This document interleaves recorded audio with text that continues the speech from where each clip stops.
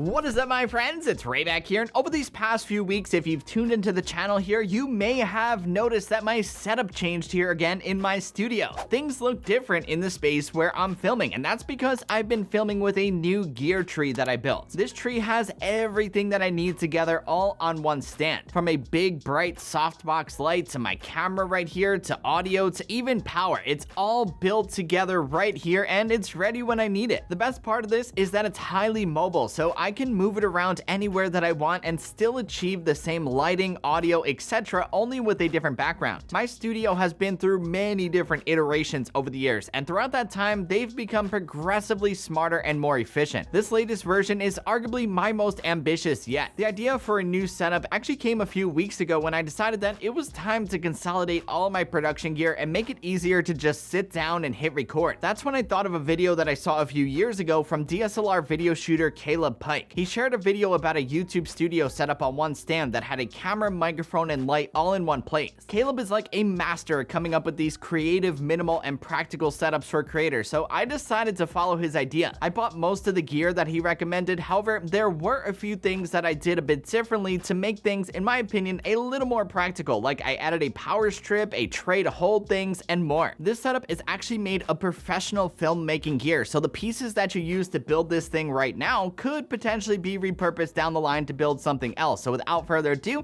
let us get right into all of this gear. So the foundation of this setup is the impact folding wheeled C-stand. This stand is rock solid and perfect for mounting things. It's meant for lights and rolling things like that around a studio, but it also works great for building a gear tree. To mount my camera, I use an impact super clamp with ratchet handle and extension arm for the super clamp and a Pergear TH3 ball head with a Monfrado quick release on top. Once the super clamp and the arm are mounted to the stand, it is rock solid and does not budge one bit. The Pergear ball head is great for angling your shot and moving your camera around. The addition of the Monfrado quick release is also a big time saver because it lets me easily mount and dismount my Sony a7C in really only about a second. For audio, I'm using an impact N-Jaw vice grip with an impact grip head at the end, which is holding a newer mic arm into place. At the very end of that mic arm is my Sennheiser MKE 600 shotgun mic. I've been using this shotgun mic for all of the talking that I've been doing in this video, and actually the past few videos that I made as well. To power the mic, I have an XLR cable running along the microphone arm and down to my Zoom H4n Pro audio recorder on the tray. At the very top of the stand is lighting stuff. There, I'm using another impact grip head, which is mounted onto the end of the C-stand, which is holding a 20-inch impact extension arm into place. At the end of that arm is my Aperture Amarin 200X LED light with an Aperture Light Dome Mini 2 softbox. Softboxes for lights can be huge, and I'm really glad that I discovered the Light Dome Mini 2. I'm so happy that it exists. It fits this stand perfectly and keeps it looking sleek and compact. The 200X gets extremely bright, so when I'm filming like I am right now,